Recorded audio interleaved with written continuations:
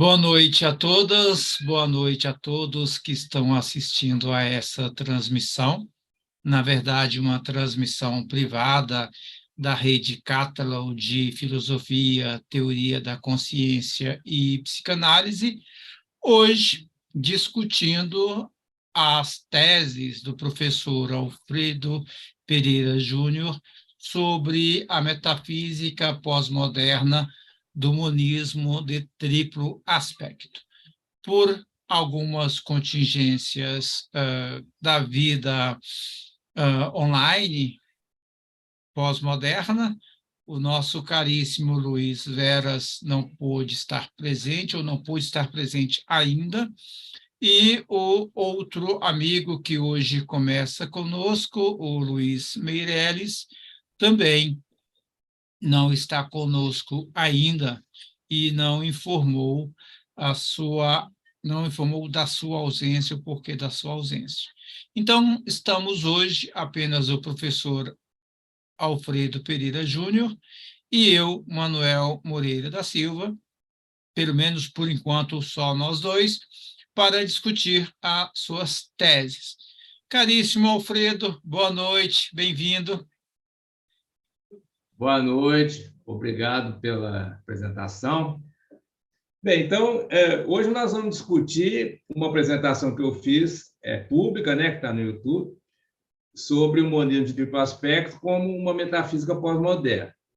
Então, para o início da nossa discussão, que, né, vai ser um diálogo entre nós dois, eu, Alfredo e Manuel Moreira da Silva, eu quero fazer umas considerações a partir dos comentários críticos que você, Manuel, fez na sessão passada do grupo, né? Uhum. Foram colocações pertinentes, né, que me fizeram corrigir alguns detalhes do texto, né, que eu fiz uma correção do texto da apresentação, e vou continuar trabalhando nesse texto para se tornar um capítulo de um livro futuro nosso, né, um esforço coletivo do grupo, de metafísica, sobre a metafísica pós-moderna. E, inicialmente, aqui eu quero, então, fazer algumas considerações que derivam da discussão passada, né? E depois, então, abrir o debate sobre as questões mais de fundo, né? do nosso projeto, e também as nossas divergências ou diferenças em relação à proposta. Então, inicialmente, na apresentação que eu fiz, né, eu coloquei três tarefas da metafísica, né, que estão entrelaçadas, a meu ver. Uma delas é a construção de uma ontologia, né, a partir de uma fenomenologia. Então, nós teríamos a fenomenologia existencial como um estudo daquilo que se apresenta para as nossas vivências, né? Aí nós temos uma série de conteúdos que podem ser trabalhados até artisticamente, poeticamente, ou filosoficamente, ou psicanaliticamente, ou cientificamente, né? Quer dizer, a fenomenologia existencial ela parte das vivências, né? E aí, a segunda etapa da metafísica pós-moderna seria a construção de uma ontologia. O que é uma ontologia? É um conjunto de categorias, é uma categorização dos entes que aparecem na consciência, né? Então, ela é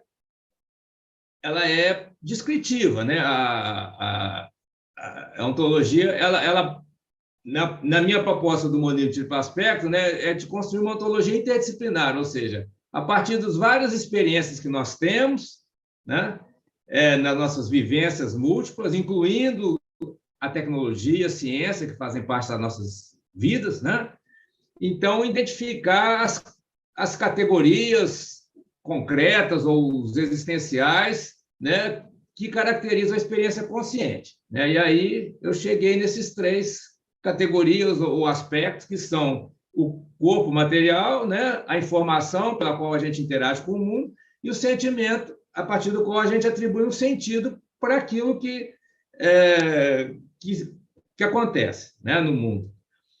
Tá? Então, esses são os três. Aí nós temos a ontologia interdisciplinar do monismo de triplo aspecto, identificando esses três aspectos. E essa identificação dos três aspectos, ela inclui as considerações científicas também sobre esses três aspectos. Né? Sobre o corpo, nós temos uma série de estudos, por exemplo, na neurociência, que vão mostrar como que, né, as conexões neuronais, as ondas cerebrais estão envolvidas, né, no processo da consciência. No estudo da informação, nós temos também uma série de estudos que mostram como que a informação, começando no plano inconsciente, né, nós temos processos informacionais inconscientes que, né, uma parte deles emerge como conteúdo na experiência consciente, mas esses processos da informação a partir do inconsciente, a partir da interação com o mundo, troca de sinais, né, e hoje em dia, com toda a mídia digital, né, o que possibilita a comunicação, expandiu as possibilidades de comunicação, e também com a participação das máquinas, né, que processam a informação em grandes quantidades e possibilitam uma série de artefatos tecnológicos, né, que fazem parte da nossa vida, etc. Então, a informação é uma segunda dimensão da experiência consciente, e o sentimento é uma terceira dimensão que é necessária, porque se a gente tiver só a materialidade corpórea e a informação, nós não temos ainda a consciência, porque a consciência ela vai ocorrer. Aquela parte da informação que se torna consciente é aquela que gera um sentido, né? A nossa mente, o nosso eu, reage atribuindo um sentido, né? Certo? Então, são os três aspectos que são, cada um separadamente necessário, e os três juntos são suficientes para a gente caracterizar a experiência consciente, né? Porque, como você sabe, tem um grande debate mundial sobre quais as características necessárias para a consciência, para a experiência consciente. Então, no monismo de triplo aspecto, coloca essas três. Mas nós ainda estamos no plano da ontologia, né? Que vai estar trabalhando com os conteúdos, né, categorizando os conteúdos que se apresentam na experiência, na nossa vivência. E tem uma terceira dimensão da metafísica, que é a metafísica propriamente dita, que vai estudar, né, o princípio, o ser que se manifesta nesses fenômenos. Né? E dentro da visão da filosofia da imanência, né, essa diferença entre o ser, enquanto ser, e os entes, que são aqueles objetos da nossa experiência, isso se dá dentro do próprio ser. Né? Então, a gente entende, então, que na metafísica pós-moderna, então, teria uma terceira tarefa aí, que seria de estudar o ser enquanto ser, ou seja, aquele ser que, a partir do qual, né, há um desdobramento, né, um desvelamento nos entes, mas não é um desvelamento, uma manifestação total. Né? Há aspectos do ser que não se manifestam em determinado momento, mas pode se manifestar num outro momento. Né? Então, essa parte seria a metafísica propriamente dita. Tá?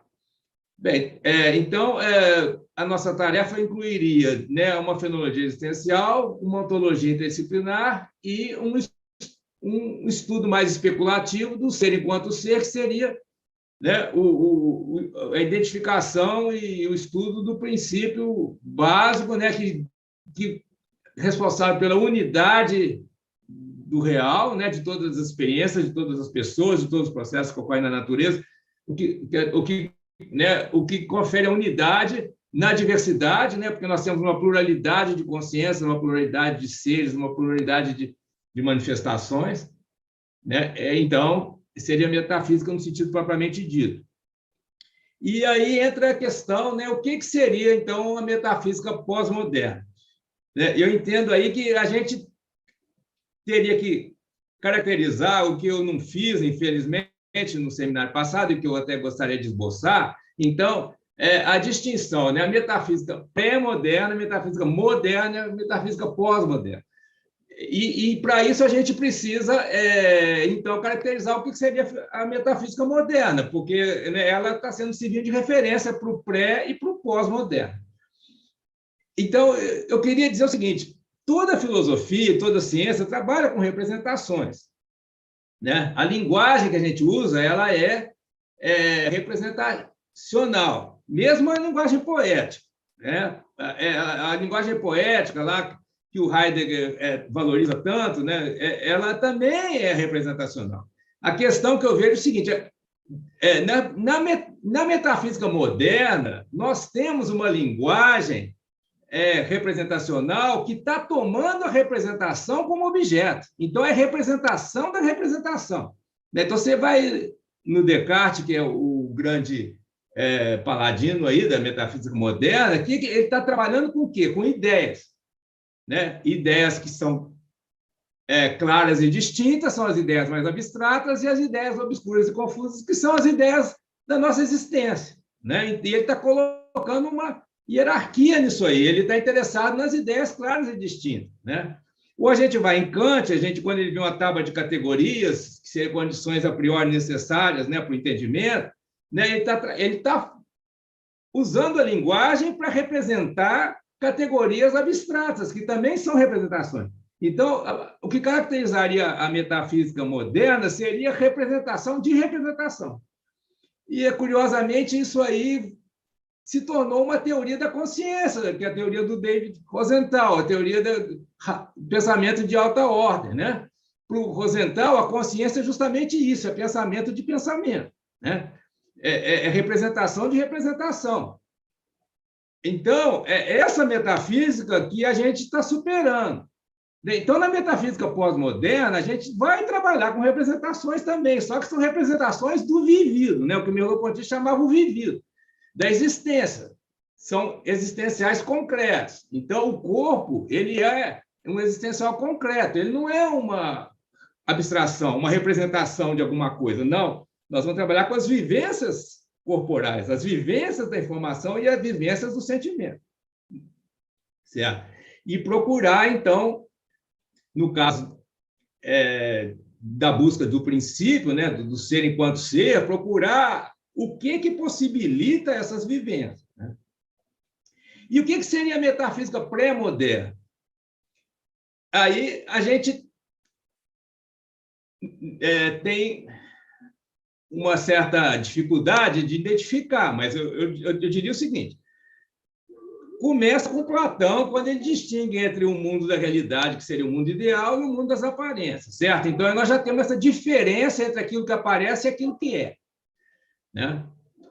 Temos aí, né, Parmênides, que está na origem desse pensamento platônico, né, de você ter um ser que sempre é e não pode não ser, né, como a gente resume na filosofia do Parmênides. Mas essa característica chamada princípio da identidade, né, do ser e não pode não ser, né, não é algo necessário na metafísica. O essencial da metafísica, já no início pré-moderno, né, é essa distinção entre, né, uma realidade e as aparências ou manifestações dessa realidade na nossa experiência, na nossa consciência. Em Aristóteles, nós temos, né, uma outra metafísica, né, em que nós temos lá, por exemplo, né, as categorias do ser, né, em que está se trabalhando com classificações dos entes, né? Aí tem a crítica do Heidegger do esquecimento do ser, quer dizer, de certo modo, Aristóteles focou tanto nas árvores que ele deixou de ver a floresta, né? Mas nós também temos no Aristóteles a ideia do primeiro motor, né? Ele desloca esse princípio que é organizador da realidade para fora, né, do mundo físico, da physis, né, do mundo sublunar, e então nós temos o primeiro motor como causa final, né? Então, nós continuamos em Aristóteles tendo uma distinção entre ente e ser, né? Só que esse ser ele está não colocado como princípio gerador da realidade, como no caso de Platão, né? Você tem as ideias, o demiurgo pega as ideias e gera o mundo das aparências, né? Mas nós temos, né, uma physis que é auto-organizada, uma physis que é autossubsistente, né, que é o termo mais próprio, uma physis autossubsistente, mas que ela tem uma projeção né, rumo a uma perfeição que teria como modelo o primeiro motor. Mas aí entra também a teoria da potência do ato, né, que eu entendo como uma espécie de uma incorporação de Heráclito junto com, compatibilizando com o Parmênides, né? Porque nós temos, né, a gente vê que o livro Física do Aristóteles é todo ele sobre o movimento, não só o movimento de deslocamento espacial, o movimento de transformação, né, geração e corrupção, todo tipo de transformação que ocorre, né? Então, a gente tem uma metafísica aí que, em certos aspectos, ela vai ser pós-moderna também, né? Em certos aspectos, já. Quer dizer, então a metafísica pós-moderna, o pós-moderno não seria apenas uma questão cronológica, né? Eu acho que é esse ponto que eu queria chegar. Né? É cronológica também, mas a gente vai ter a metafísica pós-moderna também, né? Em Aristóteles, quando ele fala, segundo Manuel, no abrangente, que seria o abrangente? Seria aquele ser, enquanto ser, que contém todas as possibilidades, todas as potências, né? As potências do real que são atualizadas, né, ao longo do processo em que toda essa realidade está em busca da perfeição que está referenciada no primeiro motor, né? E isso, de certa maneira, é resgatado em Spinoza. Então, Spinoza também, a metafísica de Spinoza seria também pré- e pós-moderna, porque o Spinoza está falando das potências, né? No caso aí, uma visão mais humanística, né? As potencialidades humanas, né? O conatos, e aí a gente tem continuidades desse tipo de abordagem, por exemplo, em Karl Marx. Karl Marx está falando das condições materiais, né, da nossa existência. O Marx não está se referindo a um universo de representações, ele está se referindo às condições de vida, né?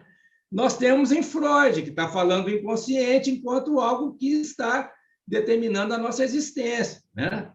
E, obviamente, em Heidegger, Merleau-Ponty, etc. Né? Então, o pós-moderno ele não é puramente cronológico, mas eu vejo uma linha aí que começa em Aristóteles, passa talvez por filósofos do período helenístico, né, neoplatônicos, e continua em Spinoza, que era um discípulo de Descartes, mas que debandou do moderno para o pós-moderno, já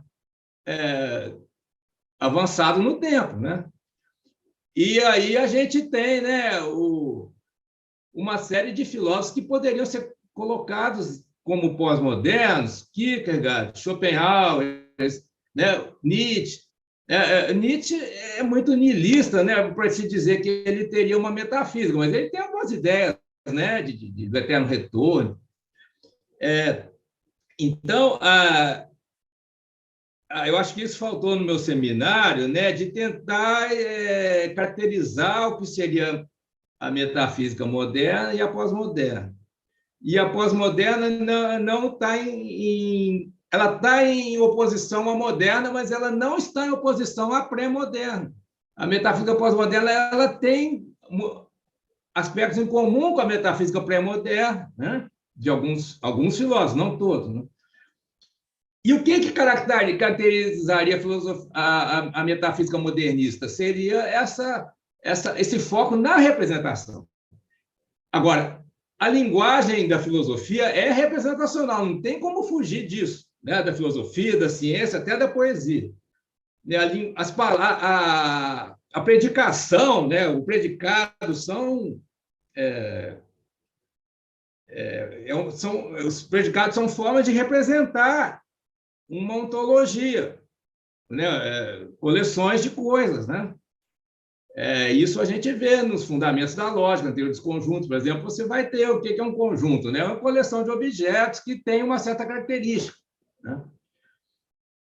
Então, a própria linguagem está impregnada da função representacional. Então, a metafísica pós-moderna, eu não entendo que ela conseguiria usar a linguagem de uma outra maneira, né? O que me parece que demarca é que o objeto da metafísica pós-moderna é o vivido, e não o mundo das ideias ou o mundo das representações, né? Porque hoje em dia, para mim, está muito claro que, né, tem muitos colegas nossos, filósofos, que trabalham com ideias, com representações, e não com o vivido. E o que a gente está querendo trabalhar é com o vivido. E esse vivido não é só a poesia, não é só o contato com a natureza, esse vivido também é a inteligência artificial, né? É o robô que está, né, influenciando nas redes sociais, são os alimentos que a gente tem aí para consumir, cheio de agrotóxicos, e por aí afora. Então, a tecnologia está interferindo nas vivências nossas. Então, a gente não tem como abstrair a tecnociência, né? E procurar uma vida de eremita na montanha, lá que não tem, né, nenhum aparato tecnológico e não tem notícias de jornais, não tem celular, não tem rede social, não tem nada. Isso eu acho que não faz muito sentido. Então, a gente está... o pós-moderno, ele não é exatamente, não é bem o que o Heidegger entendia como sendo uma vida autêntica, né? E, para não falar na questão da alienação, né, quer dizer, a falta de autenticidade é patente, mas é como a gente vive.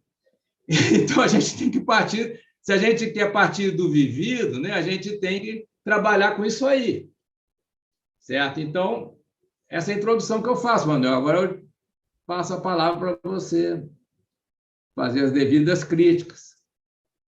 Tá bem. Bom,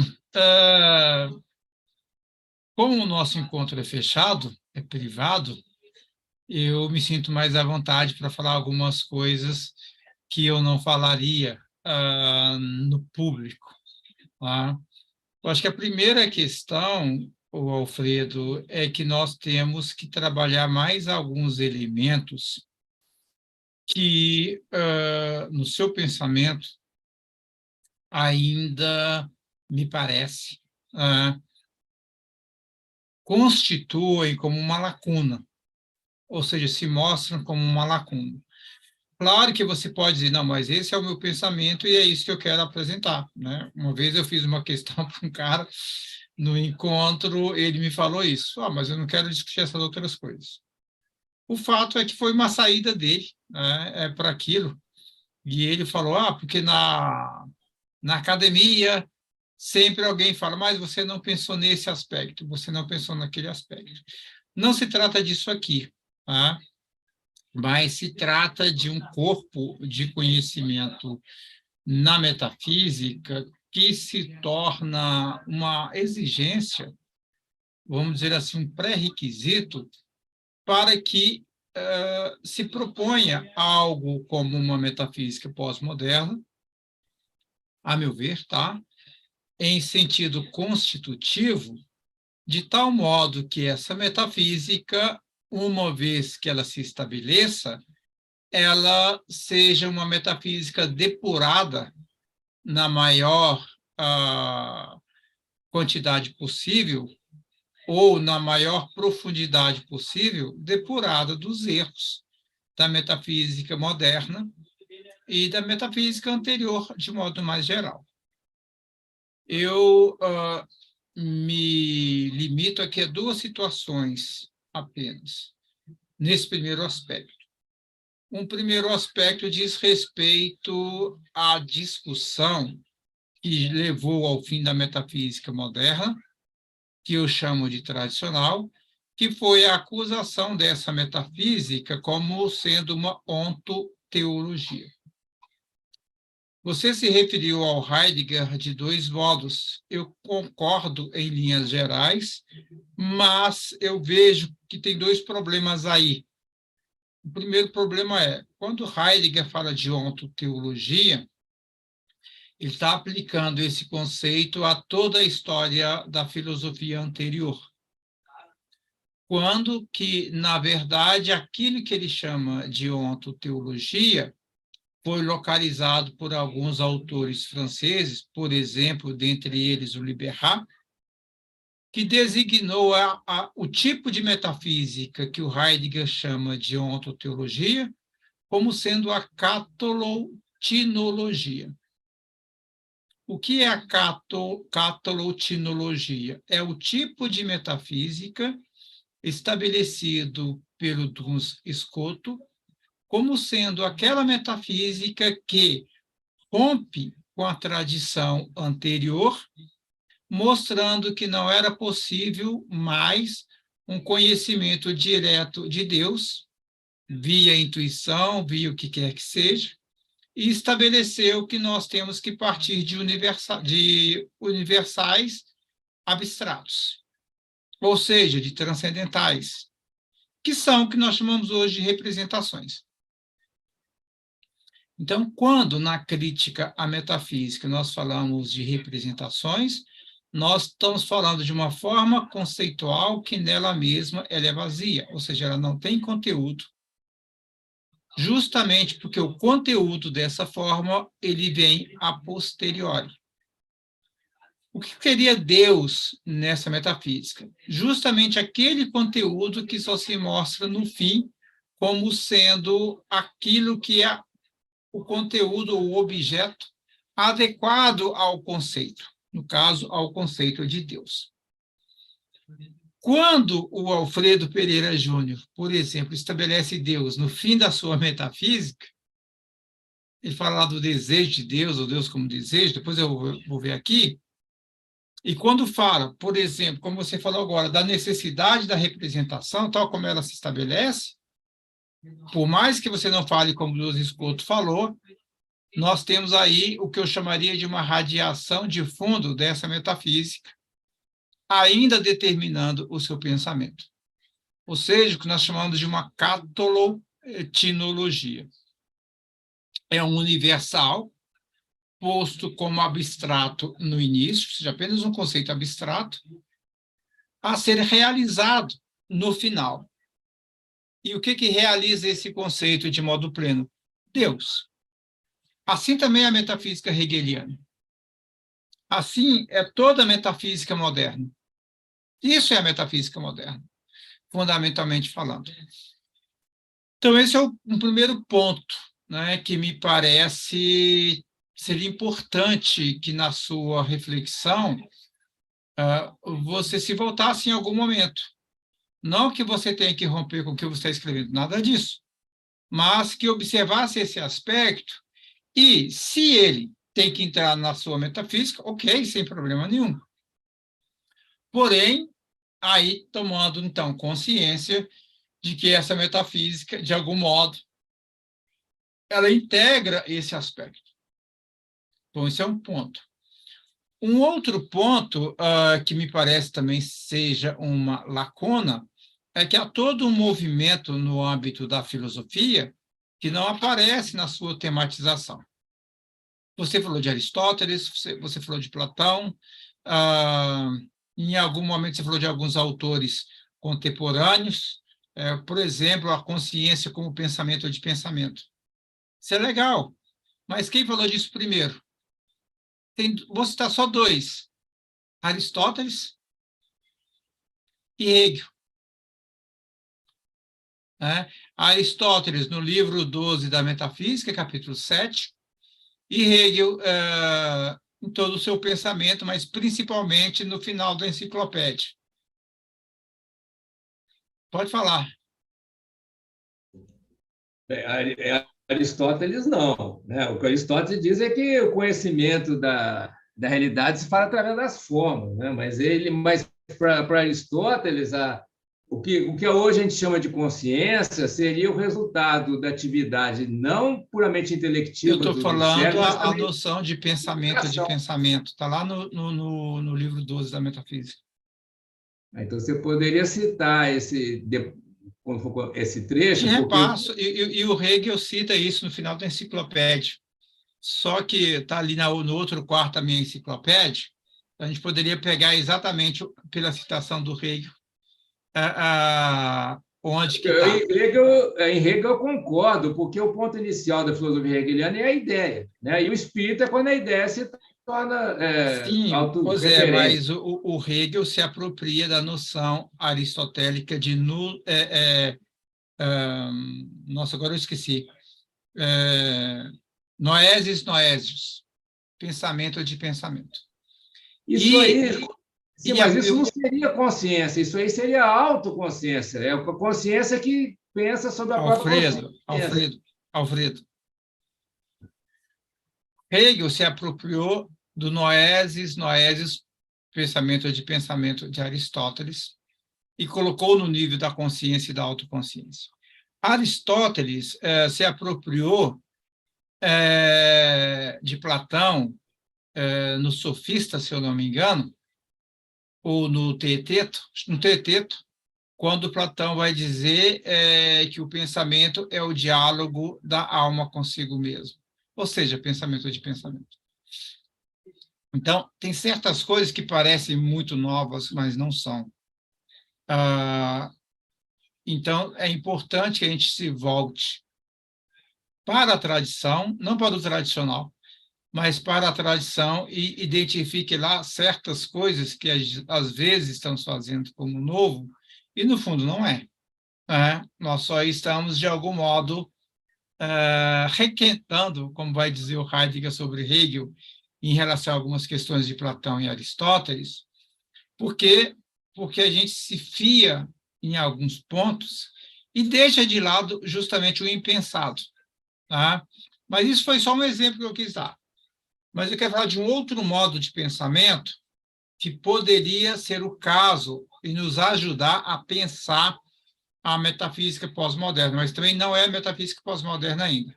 A ontoteologia não é e nem será, né, porque é a metafísica que está morrendo ou que já morreu.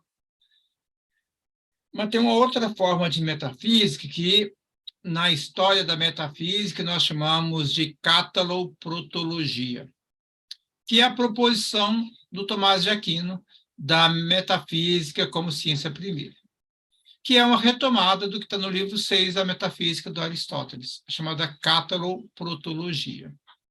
E há ainda uma outra forma de metafísica, que é propriamente a platônica, que é a protologia, que é a ciência dos primeiros princípios. Essas duas formas foram, de certo modo, engolidas pela catalotinologia, que se estabeleceu como a metafísica no período moderno. É essa metafísica que se dissolveu, é essa metafísica que morreu, digamos assim. A metafísica pós-moderna, se ela tem algum lugar, ela deve se estabelecer criticamente em relação a essas outras formas, inclusive a cataloprotologia e inclusive a protologia. Bom, é uma tarefa que nós temos a realizar.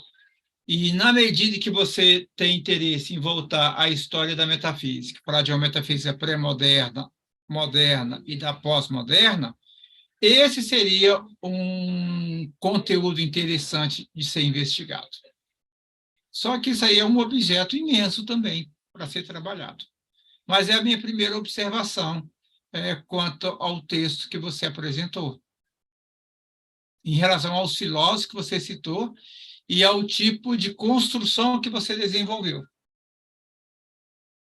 Emanuel, quer dizer, eu concordo em linhas gerais com a sua proposta de eu corrigir, ampliar, ou, aprofundar certos aspectos, né? Mas eu, é, eu gostaria de discutir um pouco algumas partes do que você disse, né? Em relação a Aristóteles, o ser humano, né, em Aristóteles, ele não é uma substância pensante como em Descartes, né? O ser humano ele é composto, né, de corpo e mente, assim como a substância, né, é forma e matéria. Né, então, Aristóteles atribui, né, as emoções, os afetos ao coração, que é uma parte do corpo, certo? Então, e a consciência, ela é fundamental para a consciência o aspecto afetivo, né? Então, não se poderia dizer que a consciência é pensamento do pensamento. Não, a consciência não, esse trecho que você citou, eu entendo como sendo Eu uma falei disso só porque conceito você de... citou uma pessoa falando disso. Foi só isso. Sim, mas na minha leitura de Aristóteles, a consciência seria seria dependente também da materialidade. A consciência não seria um atributo de uma substância imaterial em Aristóteles, porque o ser humano em Aristóteles ele é corpo Não e alma. existe consciência em Aristóteles. Não é isso que eu estou falando. Eu estou dizendo que o autor que você citou, para quem a consciência seria pensamento de pensamento, e você citou esse autor como fosse algo recente, eu disse que isso não é algo recente, né? Isso está lá no Hegel, isso está no Aristóteles, isso está no Platão. Não que a consciência seja consciência de pensamento, mas o pensamento de pensamento em Aristóteles, o diálogo da alma, o pensamento como diálogo da alma consigo mesmo, e mais propriamente em Hegel, que é uma filosofia da consciência. O que eu quis dizer é só isso. Tá, Para agora, dar um exemplo, mas o só um Rosenthal não minutinho. está dizendo que ele que inventou isso, ele está defendendo essa ideia, mas que, obviamente, está em Descartes. Em Aristóteles, eu discutiria um pouco, porque isso aí pode ser um trecho isolado, né? Como você acabou de dizer também, o conceito de consciência de Aristóteles não está explícito, né? Quando eu escrevi sobre isso, eu interpretei Aristóteles, né, para dizer o que eu falei agora, que seria uma conjunção, né, da função do coração com a função do cérebro. Mas isso realmente é uma interpretação, porque não existe, pelo que eu saiba, uma definição de consciência em Aristóteles, né? Então, Até a porque partir do momento que... consciência é um termo latino que só emerge no final da Idade Média. Concordo. Então, eu concordo que o trabalho do Rosenthal não é original, nem ele diz que ele foi o primeiro a ter a formular esse conceito, né? Isso me parece muito claro no Penso Logo Existo, né, do Descartes, já está essa ideia, né? E se tem um trecho em Aristóteles que ele formula, né, essa possibilidade do pensamento se voltar para o próprio pensamento, ótimo, né? Porque Aristóteles é um pensador que abrange um campo intelectual imenso, né? Bem, mas eu acho que a partir do momento que você diz que isso não é a teoria da consciência do Aristóteles, nós estamos de acordo, porque, né, Aristóteles, para mim, ele tem já componentes do pós-moderno, né? Como eu falei. Eu disputaria essa questão do pensamento de Aristóteles ser ontoteológico. Eu vejo, bem, aí você... Alfredo, eu também disse que não é. Eu estou falando que a ontoteologia só existe a partir de uns escotos. Sim, mas você disse que se você tem, na teoria da potência do átomo, você tem possibilidades universais que se atualizam, né? No caso, em Aristóteles, tendo o primeiro motor como referência, isso seria ontoteologia. Você falou isso. Quando? Você falou o seguinte, uma das características da metafísica moderna seria que esse aspecto ontoteológico, no qual, né, como em Hegel, né, você tem, de início, você tem umas universais abstratos, que são possibilidades, né, que, ao longo do processo, eles se conduzem a Deus, né, para colocar de forma muito simples. Em Aristóteles, nós temos algo parecido, né? Tá, mas peraí, não, só um minutinho, é porque tem uma confusão aí. Uma coisa é o primeiro motor em Aristóteles e a causa final nos levar a esse primeiro motor. Isso é uma coisa. Outra coisa é a tinologia do Duns Scoto, na qual ele parte de um conceito abstrato. Não há conceitos abstratos em Aristóteles. Então, nós não temos uma catalotinologia em Aristóteles. O Heidegger interpreta que haja esses conceitos abstratos, mas, de fato, não há. O Hartmann, que você gosta, tem um texto justamente sobre isso, em que ele prova que não há conceitos abstratos em Aristóteles.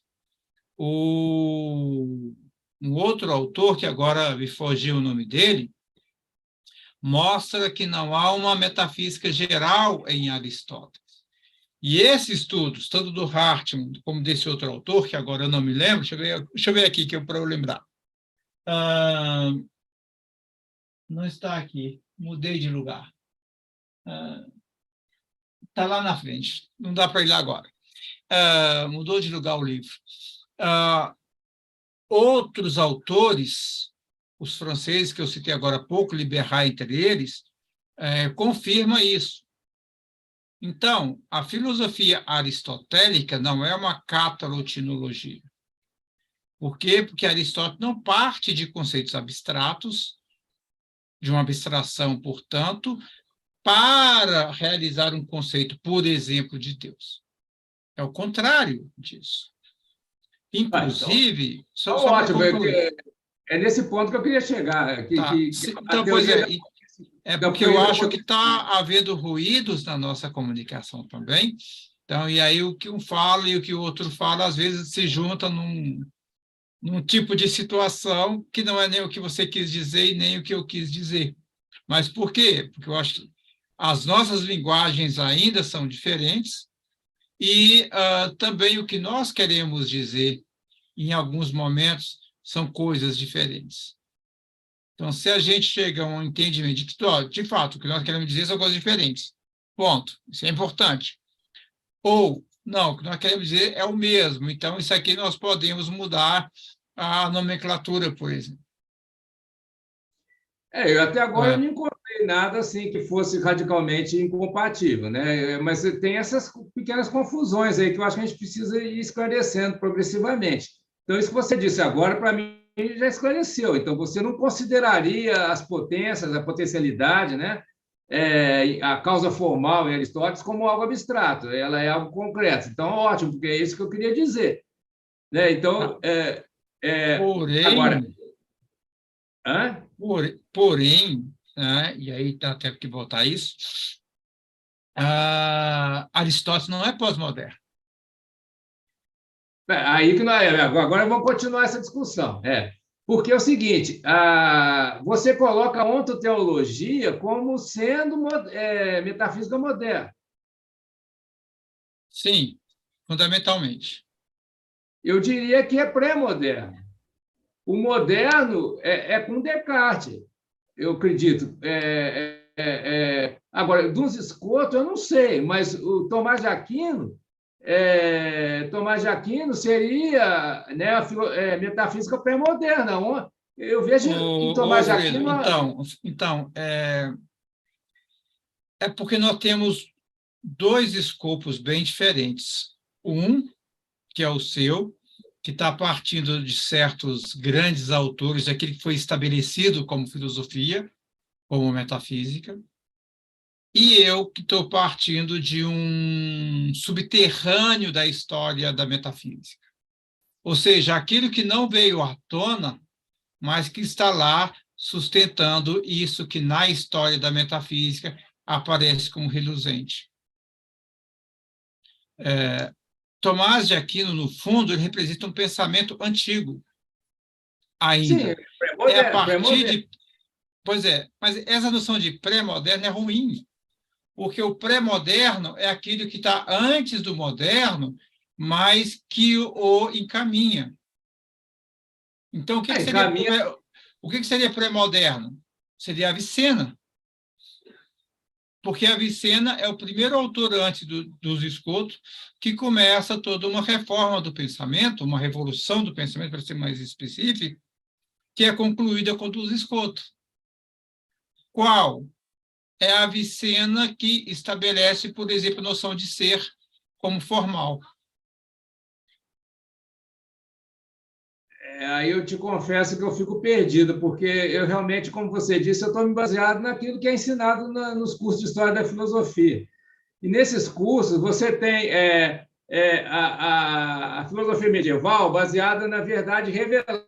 Então, Deus é o princípio, né, do ser, o princípio da verdade, o princípio de tudo. Então, eu relaciono a ou seja, Alfredo, desculpa dizer, mas isso são manuais.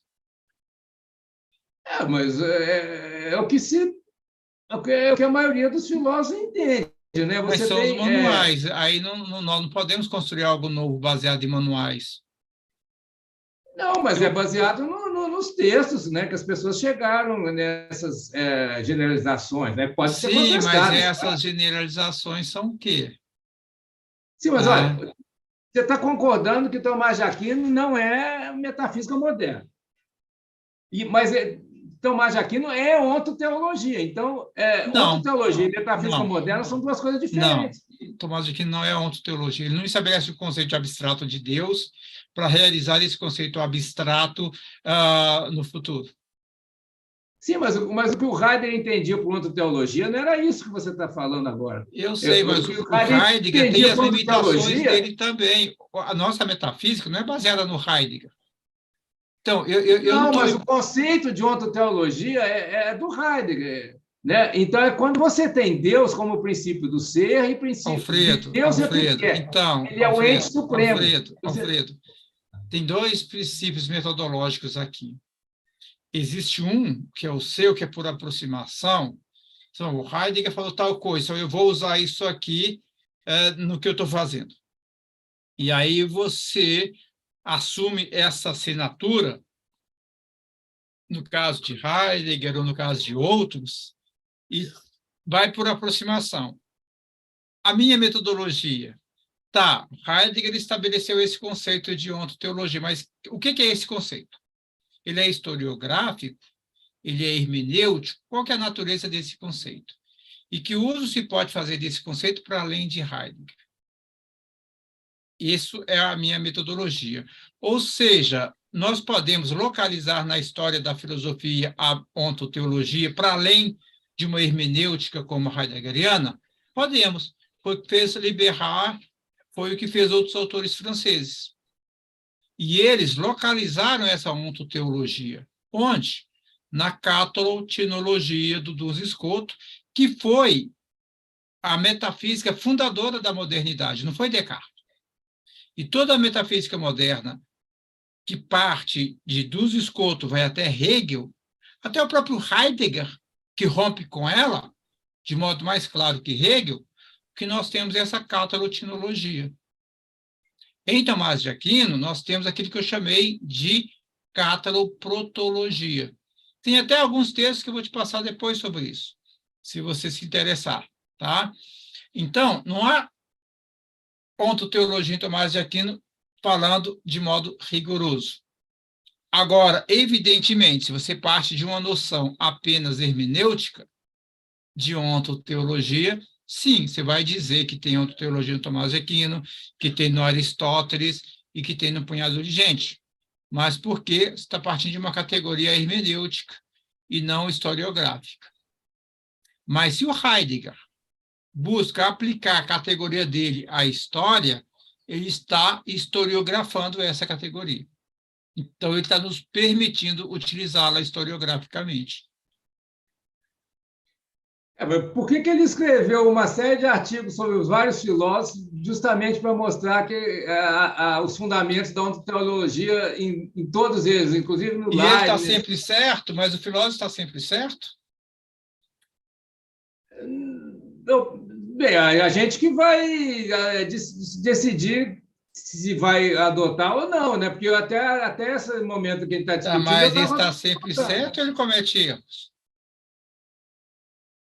É difícil falar em erros, né? Porque Se ele estabelece um conceito extremamente amplo e que não pode ser verificado, é uma coisa.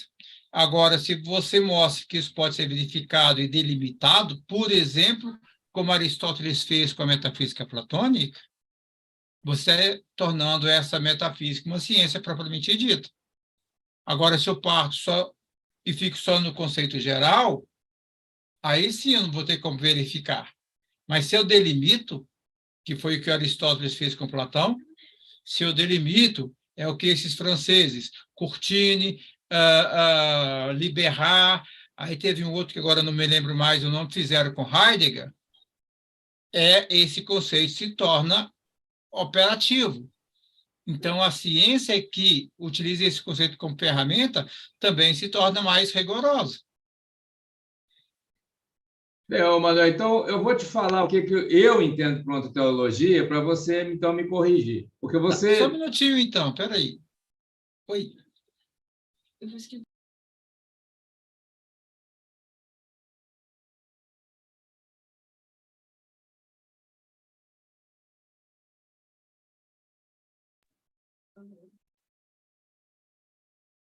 Pode.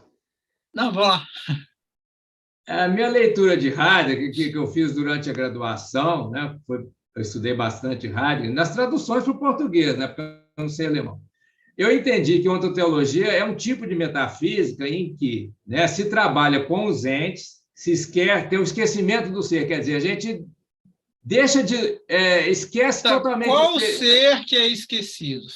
o ser que se manifesta na existência, né? Então, peraí, vamos entender isso, que seria uma outra questão que eu ia te colocar também, posteriormente a essa primeira. Então, pois é, deixa eu Mas terminar só para aqui. você pensar melhor, ser que se manifesta na existência. Precisa isso depois para nós. Então, esse ser não está na existência, ele só se manifesta. Ou seja, na existência ele é uma manifestação. Então, ele está fora da existência, é isso? O princípio tem a diferença entre o ser e as manifestações, certo? Então, no livro Ser e Tempo, certo? O Heidegger trata dos modos de manifestação desse ser, que são no cuidado, no trabalho, na angústia, com a morte, etc. Né? Isso que torna o ser humano humano. Né? Isso é esquecido na ontoteologia. Por quê? Porque na ontoteologia você tem uma abordagem de um universo composto de entes e tem o ente supremo, que é Deus, que é o fundamento, né, da verdade, do conhecimento, da realidade. O que está subjacente a isso é a ideia da verdade revelada, né, no caso aí da teologia, por exemplo, tomista. Né? Então, você tem Pois é, aí que está a confusão de muita gente. Em Tomás de Aquino, o conceito ou a determinação fundamental é de S, que é justamente a identidade, ou a unidade, ou a homologia de essência e existência. Então, não tem isso que você acabou de falar. Isso está no Duns Scotus. A revelação e a razão em Tomás de Aquino, que é assim uma revelação, isso está certo? Tem um outro estatuto.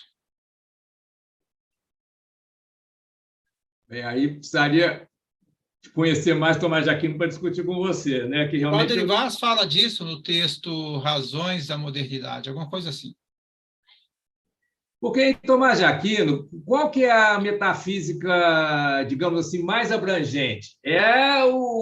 O mundo sai de Deus e volta para Deus, certo? É o movimento do real.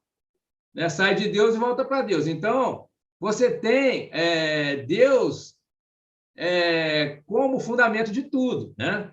E nós temos o privilégio de participar de um modo privilegiado, né, da consciência de Deus, né, da vontade de Deus ou dos desígnios de Deus, né, pela verdade revelada. Então, eu entendo que é assim, mas então você tem uma explicação de tudo que acontece a partir desse processo do êxitos e réditos, né? Então, você se esquece do seu dia a dia, aquilo que está acontecendo na sua vida, a sua angústia, o seu trabalho, as suas mazelas do seu corpo, você esquece tudo isso, né? Para enfocar num universo abstrato, né? Mas que não é. Porque em Descartes nós temos aquele antropocentrismo, né? Daquele poder da razão humana que independe da revelação, né? Descartes, o que ele quer? Ele quer encontrar que a razão encontre as certezas por conta própria, sem depender da revelação.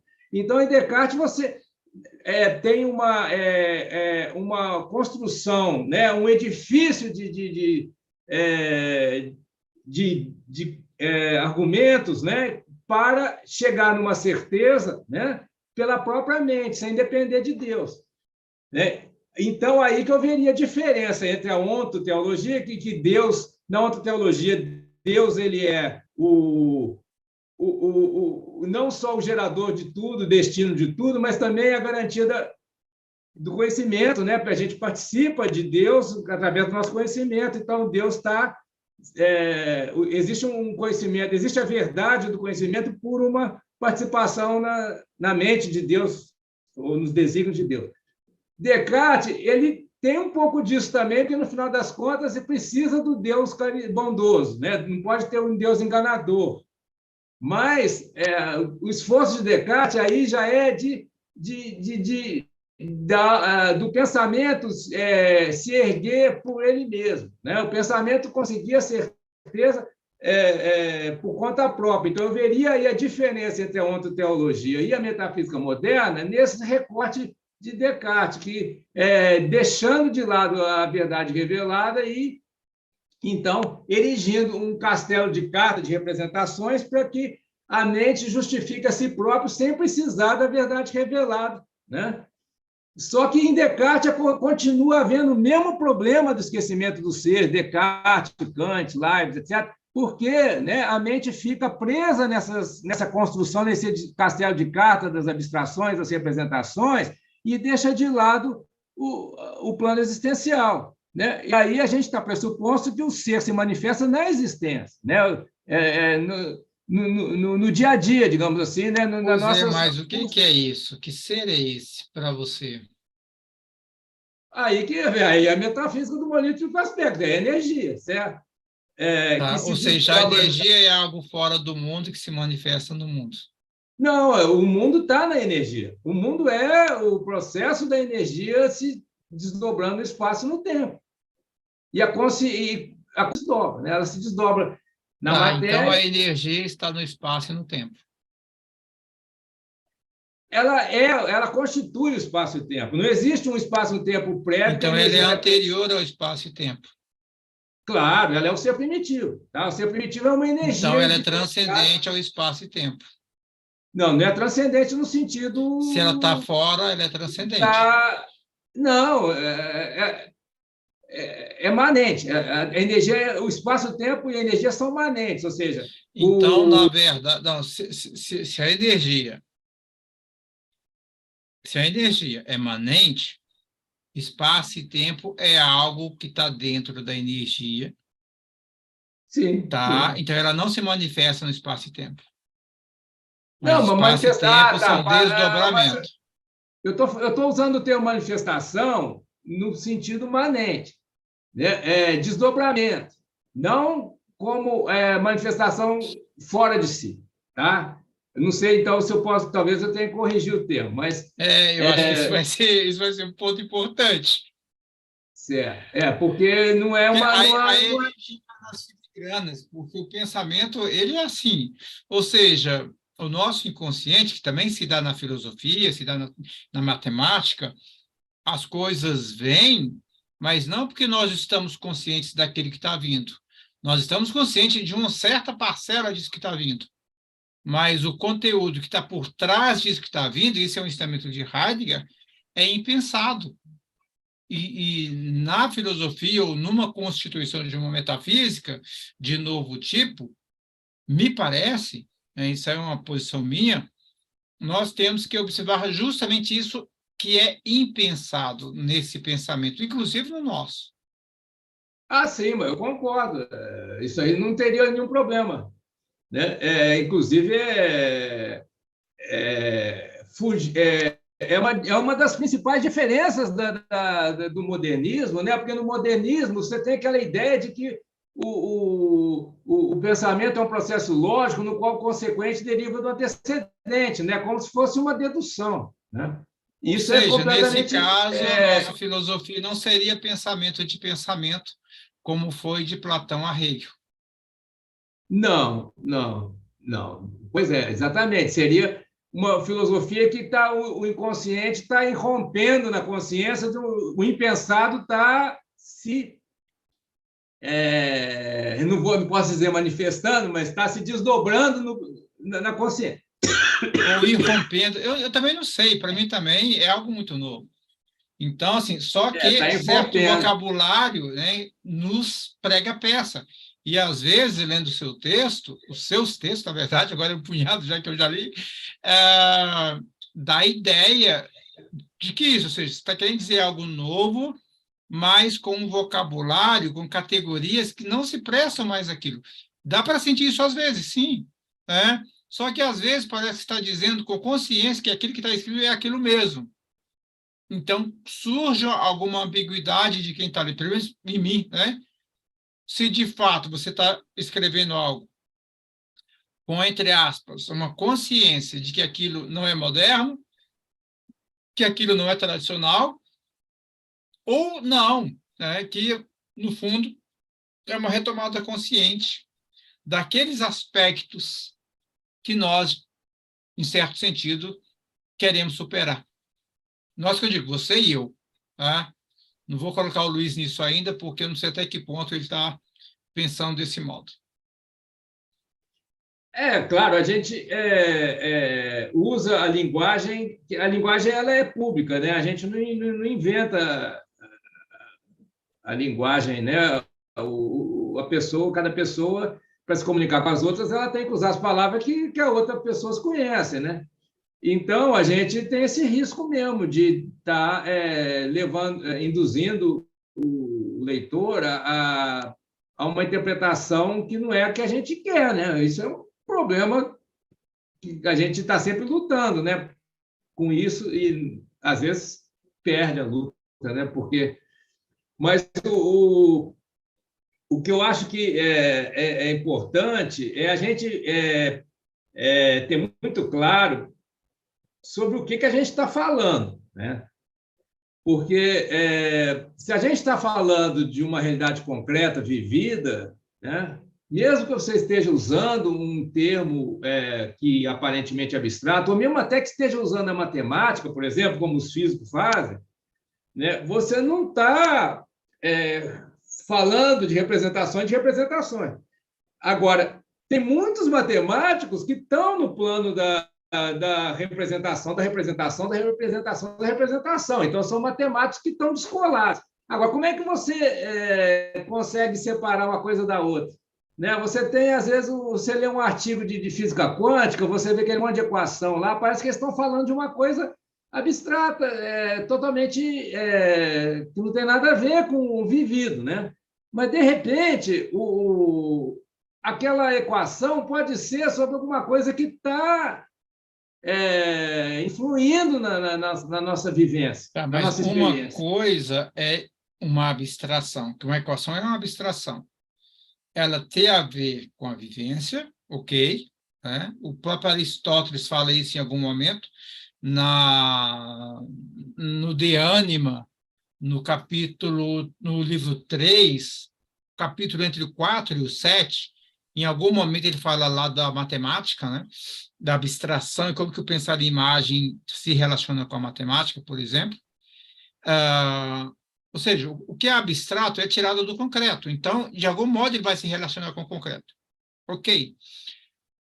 A questão é que o uso que os matemáticos fazem disso, que o uso os filósofos da matemática fazem disso e que uso cada um na sua vida concreta faz disso. Né? Então, concordo plenamente com isso. Outra coisa é que tipo de filosofia vai mostrar que, por exemplo, o conceito de pi pode não ser só um conceito, só um categorial, mas um existencial.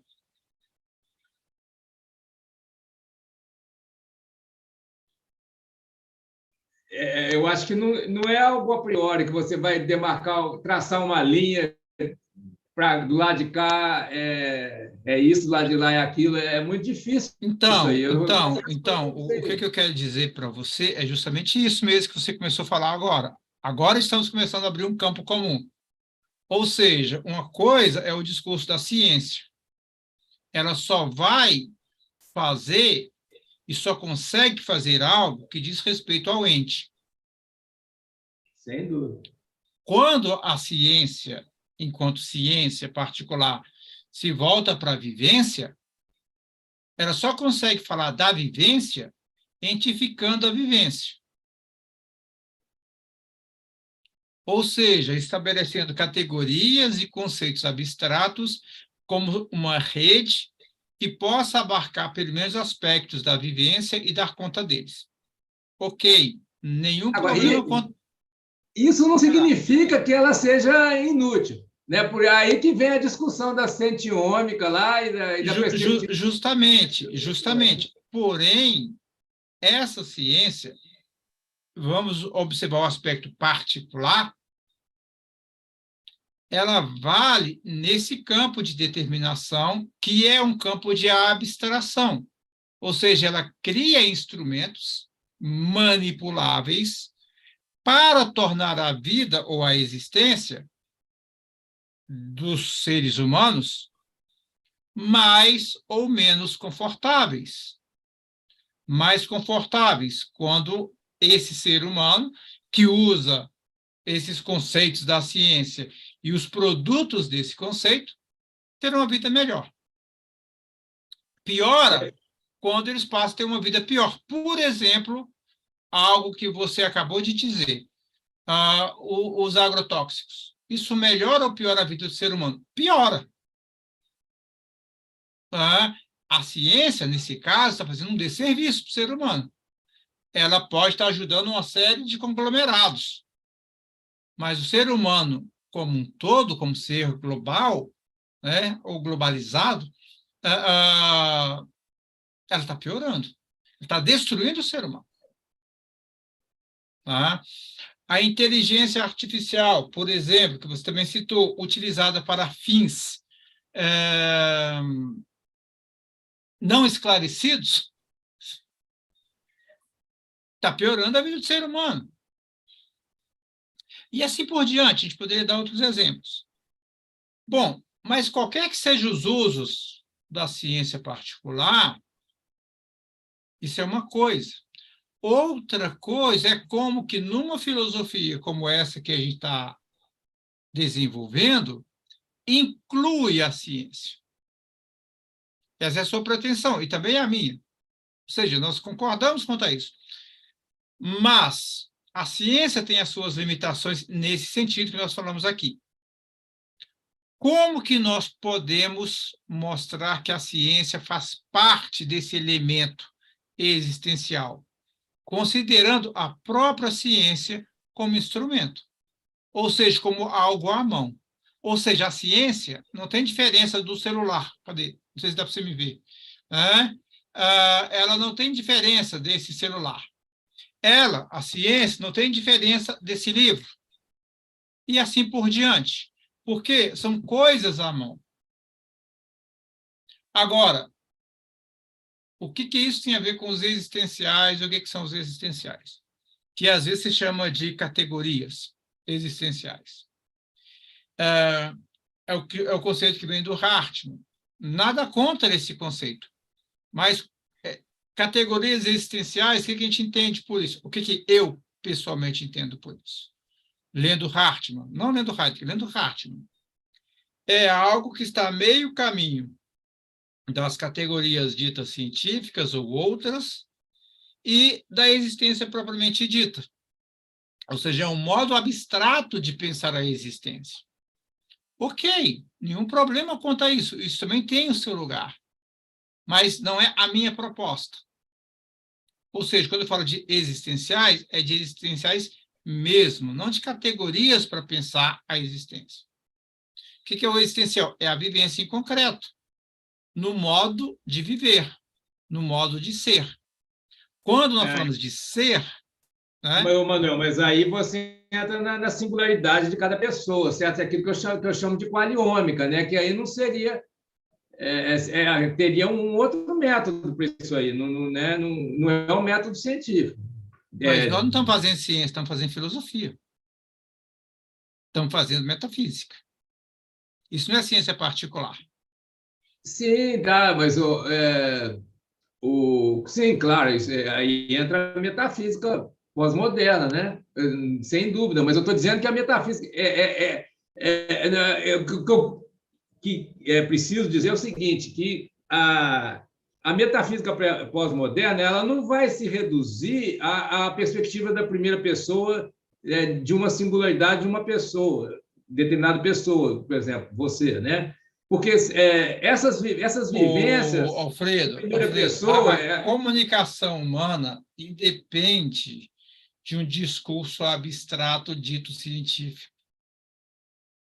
Ah, sim, a comunicação humana, sim, mas o entendimento da realidade ele não pode ser limitado àquilo Olha que uma só, pessoa... entendimento da realidade. O que essa expressão significa e qual que é a origem dela? Pô, não, essa expressão não é vinculada a uma Ela determinada é filosofia. localizada no tempo. Ela é localizada no tempo. Entendimento surge com os modernos. O que tem Não, mas antes é pode falar em inteligência. compreensão. Não, mas você pode falou falar em compreensão. entendimento. Você disse entendimento. Sim, Então, eu disse entendimento que eu estou falando de teoria metafísica, tá? Porque a metafísica pós-moderna, pelo que eu entendo, ela tem aqueles três componentes que eu falei. Tem a fenomenologia existencial, que vai trabalhar com as vivências das pessoas. Essas vivências são únicas, irrepetíveis e incomunicáveis, em última análise. Né? Quer dizer, o principal chamado de experiência qualitativa, Coelho, né? Alfredo, Você em rigor, nada é comunicável. certo. Então estamos chegando, né? Por exemplo, o gosto do vinho para você, né? E o mesmo vinho, como é que eu vou? Nós vamos comunicar o sabor do. Nós estamos bebendo 2 taças do mesmo vinho que sai da mesma garrafa. Como é que nós vamos, mesmo que nós tenhamos a mesma experiência, mas como é que a gente vai comunicar isso com o outro para saber se o outro está tendo a mesma experiência? É Então, será que o impossível. importante é comunicar o sabor do vinho, como que isso é a minha degustação, ou esse momento de comunicação, ou seja, ação comum de viver juntos, vinho, produz em Não, mas nós... aí Não, mas vamos aí lá. não é teoria, tá? Eu estou falando em termos de teoria. Mas Em nós termos de precisamos de teoria, teorias. cara, a metafísica é uma teoria, a filosofia é uma teoria, certo? A filosofia trabalha com teoria, senão nós estamos fazendo o quê como filósofo se não for teoria? O que é uma Né? teoria? Pá, não tem nada a ver Eu com quero te Deus. provocar, eu quero te levar do Não limite. tem nada a ver com Deus. A teoria uma descrição linguística de uma regularidade que se apresenta, né, Ou na seja, é algo experiência. moderno. Hã? É algo moderno. Você deu uma Não, definição moderna de teoria. Aristóteles fez teorias, os pré-socráticos Não, fizeram a teorias. teoria para Aristóteles, para Platão, para os pré-socráticos é contemplatio. É o teorem. É observar de longe sem interferir. Não, mas o fato de escrever um livro tratando sobre a ótica, por exemplo, ele fez o quê? Ele fez só uma contemplação da ótica? Não, ele fez uma teoria sobre os princípios da ótica, né? Chegando nas ciências a formular leis, né? Isso aí Qual que é o objetivo dessa teoria da ótica aristotélica e qual que é o da ótica newtoniana, por exemplo?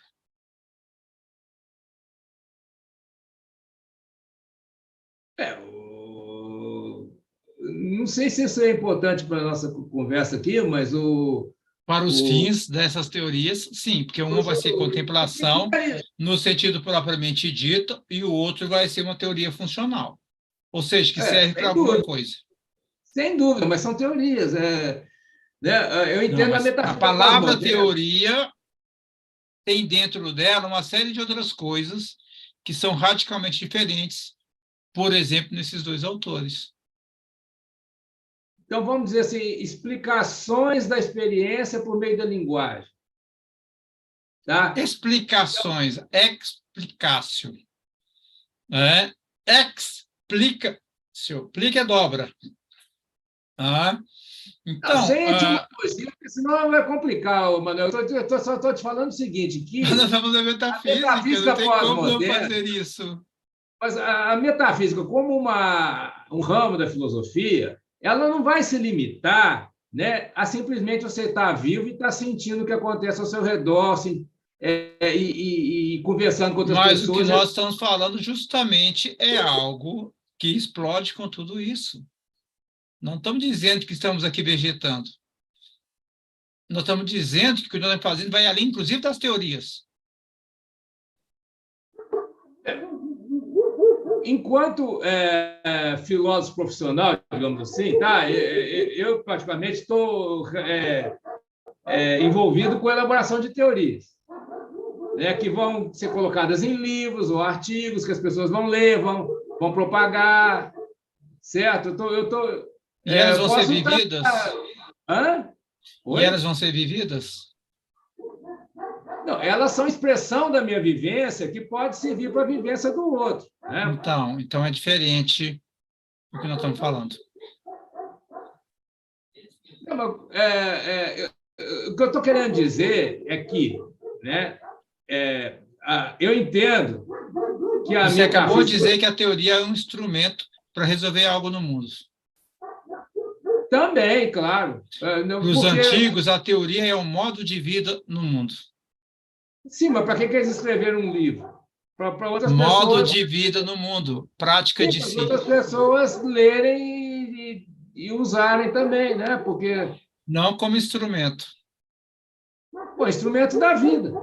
Não estou dizendo que é instrumento para construir um supercomputador, é instrumento para a vida, para viver melhor, para ser feliz, para sofrer menos, como dizia Nagarjuna. Né? Para que Nagarjuna fez os seus poucos princípios lá? Para evitar o sofrimento humano, né? O princípio da codependência. E é evitável o sofrimento? Hã? E ele é Oi? evitável? Pô, claro que você pode evitar, pelo menos parte do sofrimento é evitável. Para isso que a gente faz filosofia, né, em última análise, né? Ou, como dizia, Ou a gente faz filosofia para compreender esse sofrimento e superá-lo? superar é evitar. Né? Não. Superar Você é... vive o sofrimento, nós temos uma experiência do sofrimento e é isso que nos torna humanos. Claro, mas quem disse... Eu não disse o contrário, mas eu só estou dizendo que a filosofia, não só a metafísica, é uma construção social, tá? Na qual o filósofo, o grupo de filósofos, eles vivem, tá? Sentem, compreendem a experiência, né? E elaboram aquilo que eu chamei de teoria, que ou princípios, ou o que for que você quiser usar, né? Para, né, colocar isso numa forma reprodutível que outras pessoas tenham acesso e que, eventualmente, usem esses conhecimentos para... Será que o que nós fazemos é realmente para as outras pessoas terem acesso? Quando eu escrevo um texto, né? Porque senão, se fosse uma questão só de sabedoria e de viver, de superar o sofrimento, eu não precisaria escrever um livro, um artigo. Certo? Se eu estou Então, você só escrevendo, eu já estou escreve para as usando. outras pessoas. Claro, claro que eu escrevo para Então, outras isso que pessoas. sai de você não é você. É uma coisa, né, sai de mim e como numa certa época histórica há vivências comuns, certo, com outras pessoas, elas podem ser ressoar ou ter empatia com o que eu Então, escrevi. não Isso, é para as outras pessoas. Vai chegar em algumas pessoas que, de algum modo, se identificam com você ou com as quais você se identifica. sim, mas são outras pessoas, não são, vai além de mim. Mas não é a priori para elas. Não tem nada a priori, né? Então, se a Ou gente seja, só pensa, chega nelas se elas, de algum modo, se apropriam ou podem se apropriar do que você faz. claro, claro, Então, o que você faz é um elemento da sua existência. É algo que dá claro, sentido à sua existência. Ou dá seja, você só sentido à minha faz o que você existência e faz eu, em função de algumas existenciais, por exemplo, ser professor de um instituto de ensino superior. claro, faz parte da minha experiência, né? E tem pessoas que também estão em situações semelhantes que podem se beneficiar desses conhecimentos que eu elaborei, e então por isso eu estou escrevendo. Essas pessoas podem ter interesse em ler, né? E por aí vai. Então, significa simplesmente que eu não entendo que a filosofia seja apenas viver a vida. Filosofia é você viver a vida, você elaborar em cima disso, colocar isso na linguagem, num texto, tá? Então, essas E coisas não é viver. compartilhar. Hã? Então, essas Oi? coisas não é viver. Não entendi. Essas coisas não são viver. Não, também fazem parte do viver, né? Quando você está escrevendo, você também está vivendo e também está reelaborando aquilo que você está querendo dizer, né? Ou seja, eu estou provocando porque assim é o melhor caminho da gente chegar a um ponto comum. Não existe a vida ou a vivência, aí depois no outro patamar a elaboração, no outro patamar o compartilhamento. Não, tudo é uma coisa só. E Não, mas nessa coisa só, só um minutinho. eu não coloquei, não compartimentei isso, eu só descrevi uma coisa de cada vez, que não daria para falar tudo uma vez só, né? A linguagem ela vai linearmente, né, Mas avançando. tudo isso é vivência. Então, a vivência suporta tudo isso e ela é mais fundamental que tudo isso. Sim, isso tudo Qualquer que certo. seja ela. O cara lá no laboratório, né, dando veneno para um rato dentro de uma gaiola, é vivência, né? Só que ele acha que está fora do mundo. Não, ele está numa situação controlada, mas ainda é vivência. Tudo que a Sim, gente faz mas ele pensa, na maioria das vezes, que ele está fora do mundo. sim, porque a mente dele tem uma metafísica modernista lá embutida, né?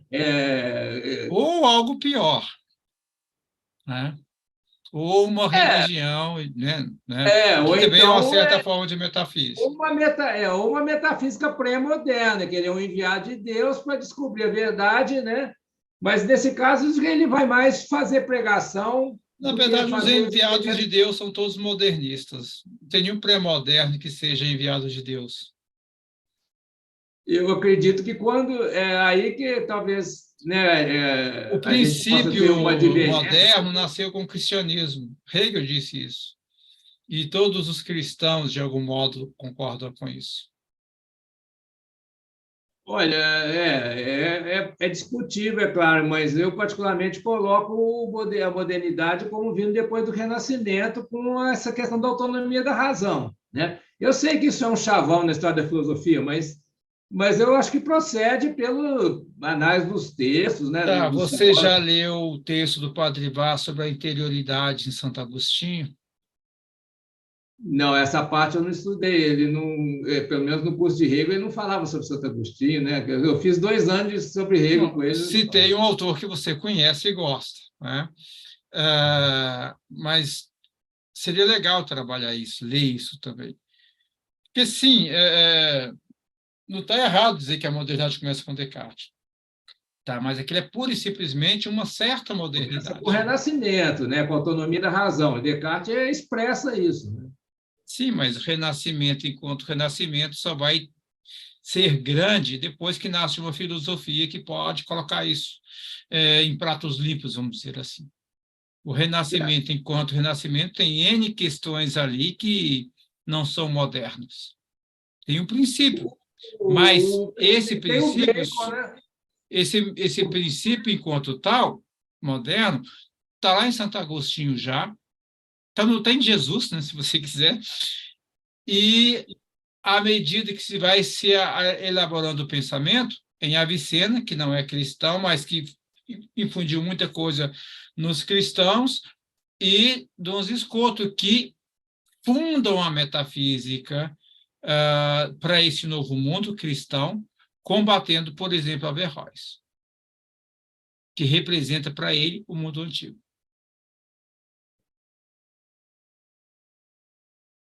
Mas em Dom Escoto não existe autonomia da razão, né? O que é a autonomia da razão? É a capacidade da razão de encontrar a verdade usando seus próprios recursos argumentativos, sem apelar para a verdade revelada. Ou seja, aí quando nós dizemos isso, nós achamos que somos modernos e que os medievais tardios não eram. Exatamente. E foram Exatamente. eles que determinaram o nascimento da modernidade. Sim, é claro que Você já leu o século XIII do Padre Vaz? sim, a modernidade foi sendo construída, mas tem um momento de ruptura, né?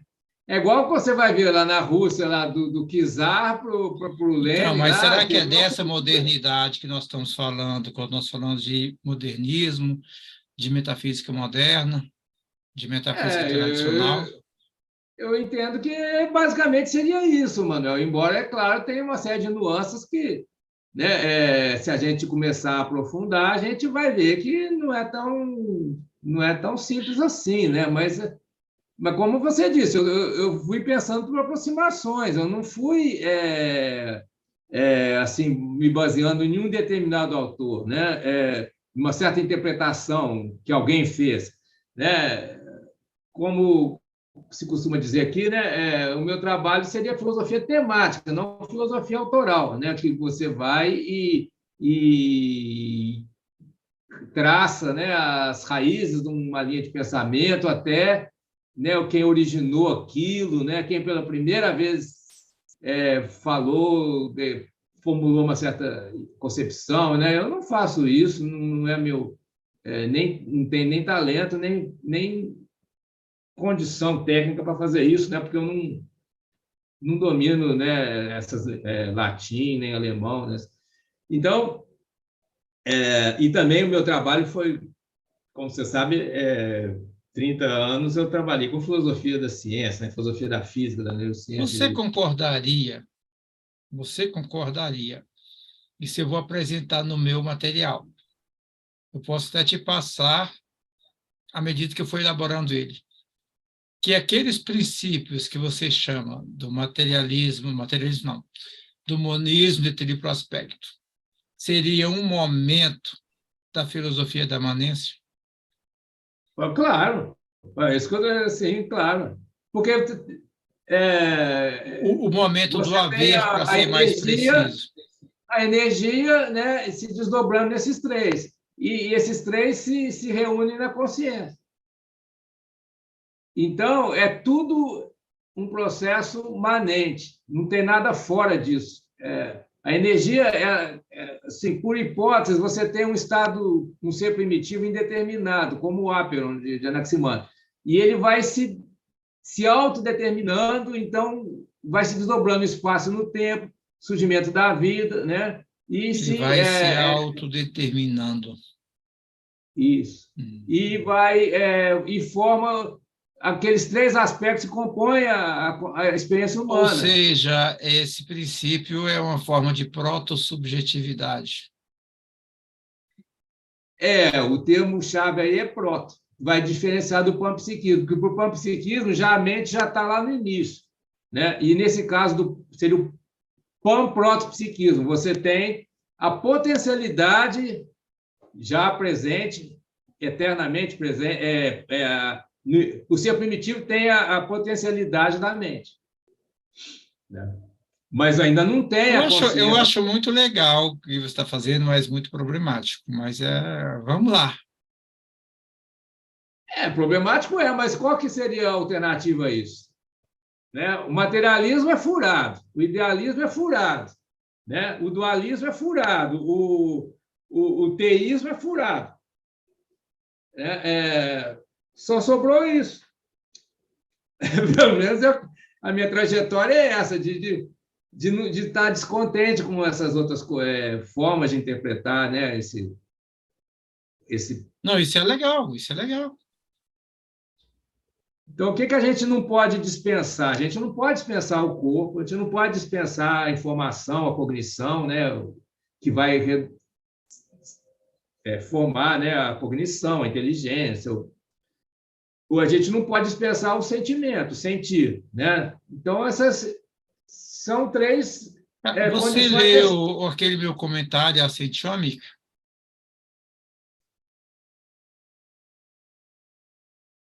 Veio anônimo, né? Veio anônimo e agora foi publicado, né? Eu li meio assim, uma leitura rápida, né? Mas li sim. Tá? Qual foi a sua percepção ou o seu sentimento daquele texto? Não estou falando a avaliação, não. Estou falando o meu texto mesmo, o comentário. Você Os 8 páginas. poderia revivar minha memória aqui do ponto que você quer que eu comente, porque se você falar, eu vou lembrar, mas assim, a impressão geral que eu tive é que a gente precisava conversar mais, porque há esse problema de ruído na comunicação, né? Eu acho que você falou que os universais não poderiam ser dinâmicos, né? Uma coisa assim. Quando eu falo Agora eu de não me lembro. Agora eu não me lembro. eu falo de Na dynamic patterns. Você falou que esses padrões não poderiam ser universais, porque você está entendendo universal no sentido de danos escoto. Mas quando eu falo de padrões universais, eu não falei no sentido de danos escoto, eu falei no sentido de coisas empíricas, que é descoberto pela ciência, né? Então, você tem, por exemplo, ondas de 40 Hz ligadas à percepção visual. Tá? Esse é um padrão dinâmico Mas é que possibilita. universal nesse caso? Ele é É, particular. É você pega universal que, no fundo, é particular. Isso aí já Não, mostrou. você pega 1 milhão de pessoas, faz eletroencefalograma, quando elas têm a percepção visual, vai ter a sincronia de 40 Hz. Isso aí é empírico e é aceito por todo mundo. Todo mundo. Tá, pessoas humanas do século XX, XXI. Não, para qualquer pessoa que você pegar e fizer. Tem os chamados potenciais evocados. Você pode achar que isso aí seria individual, mas não é. Você faz com. Né, eu trabalhei com o Armando Rocha, que fazia esse. Ele trabalhava junto com pessoas com deficiência e tal, né? E ele fez milhares de eletroencefalogramas de pessoas que têm deficiência. Tá, mas você note que a noção de universal e empírico ela é contraditória. Não, Então, é não. um outro termo. Então, o termo universal não é adequado para essa experiência. Não, mas olha, universal no sentido de que todas as pessoas, é universal para um determinado tipo de uma espécie biológica, humana, no caso. Então, você tem os chamados potenciais evocados. Então, você vai ter uma pessoa lendo um texto, dali a 300 milissegundos vai ter um potencial numa certa região, dali a 600 milissegundos vai ter um potencial em outra. Isso é medido com eletroencefalograma de escalpo, e você encontra isso em todo mundo. Então, isso a gente chama de universal, entendeu? Sim, eu sei, do ponto de vista da ciência, sim, da biologia, sim.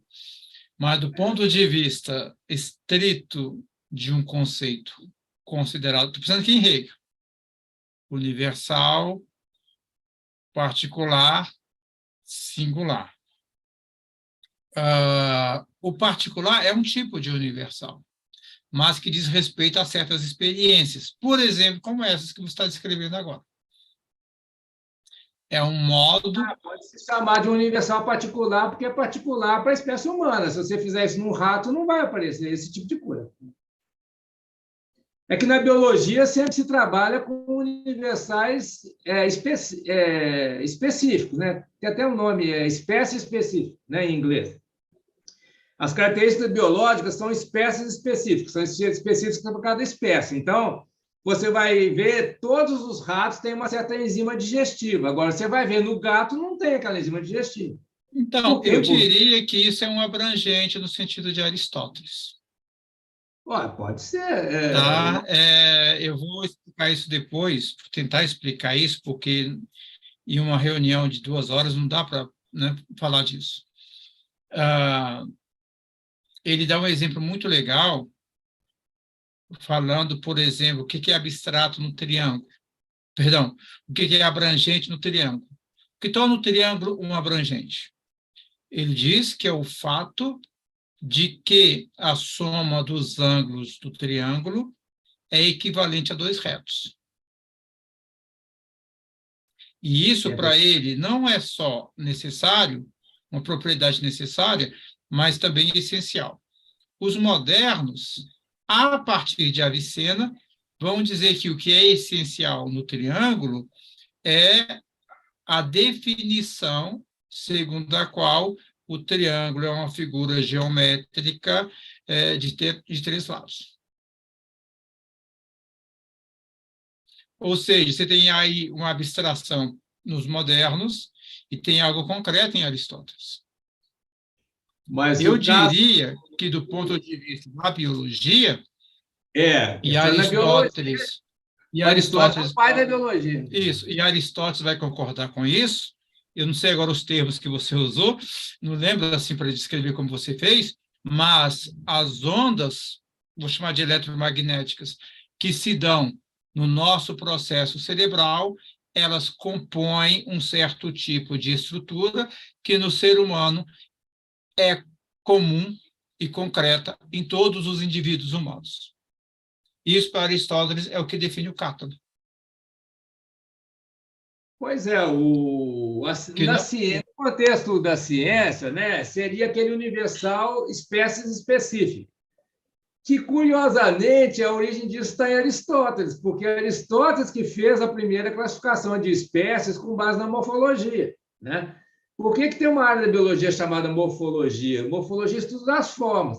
E o conceito de forma é o de Aristóteles, que Aristóteles fez a classificação das formas de vida com base nas formas visíveis, né? que os animais e as plantas têm, né? Naquela época eram só animais e plantas. Então, a origem disso tudo, disso que eu estou falando, dessa ideia de universal Você leu aquele texto meu, A Concepção do Pensar em Imagens, em Aristóteles? Li. Dá uma relida nele, é só uma indicação, e vê o que você consegue aproveitar ali para essa discussão que nós estamos acabando de ter agora. Porque ali eu propus uma certa lógica do abrangente, ou seja, um pensamento concreto, e que a lógica de Aristóteles só pode ser entendida adequadamente se for um pensamento concreto, e não um pensamento abstrato, como depois dos esgotos se tornou. Eu queria fazer isso ainda, só que, como eu não dou aula dessas coisas todo dia, né, eu não fiz isso ainda. Mas eu gostaria muito de mostrar que existe uma lógica concreta, uma lógica do abrangente. Uma lógica e uma metafísica, no fundo. Né? O Aristóteles tem a lógica formal também, o silogismo e tal. Né? Mas essa lógica formal, no fundo, não é formal. Não é formal, ela é... Entendeu? Essa lógica... Eu entendi que você está querendo chegar no inconsciente ali, né? Com a imaginação. Não só, o inconsciente vamos dizer assim, um resultado disso, do ponto de vista epistemológico. Bom, vou falar um pouco da minha trajetória, eu acho que eu já falei em algum momento. Eu me interessei pela psicanálise por conta da noção de pensar em imagens. E essa noção está em Aristóteles. O método da psicanálise, por exemplo, que o Freud chamava de de paralelas, séries paralelas. Isso tem a ver com Aristóteles, quando ele fala que o ser se diz em vários sentidos, e que mostra que a causa não é única e nem meramente múltipla, que é, de certo modo, o que é desenvolvido na psicanálise. Então, me parece que o nosso acordo está onde? O seu e o meu. Que, dado toda a sua experiência como cientista da biologia, de um modo ou de outro, você tem toda uma herança aristotélica no desenvolvimento do seu pensamento. E você, de algum modo, tenta dialogar com o pensamento moderno e com o pensamento contemporâneo, assumindo muitas categorias desse pensamento, o que é louvável, que é interessante. Do meu ponto de vista, talvez, né, seria mais interessante ainda você confrontar esses resultados, essas descobertas que você fez na biologia, a partir de Aristóteles com o pensamento moderno e contemporâneo, que é mais ou menos o que eu estou fazendo, que comigo é uma coisa muito recente. Ou seja, ao invés de tentar conciliar, confrontar. Me parece que você tenta conciliar eu já fiz um monte de confrontações, por exemplo, esse chamado localizacionismo, né, que é uma tentativa de criar uma nova frenologia, né? Então, eu tenho vários trabalhos aí criticando isso, né? Propondo, né, que você tem esse funcionamento da mente inconsciente, funcionamento do cérebro que é inconsciente, né? Ele por padrões dinâmicos e não por processamentos lógicos formais ou coisas desse tipo, ou por regiões como se fossem transistores ou circuito integrado, processadores de computador em regiões específicas do cérebro. Então, eu já escrevi muito sobre isso. Não, isso é legal, isso é legal. O que eu cheguei atualmente é de fazer uma proposta mais positiva, não ficar só na crítica, né? Não, mas quando eu digo crítica, eu estou dizendo justamente isso que você acabou de falar. Propor algo que não meramente queira conciliar com esse pensamento formal, mas que mostre que é algo mais profundo do que ele ou algo para além dele.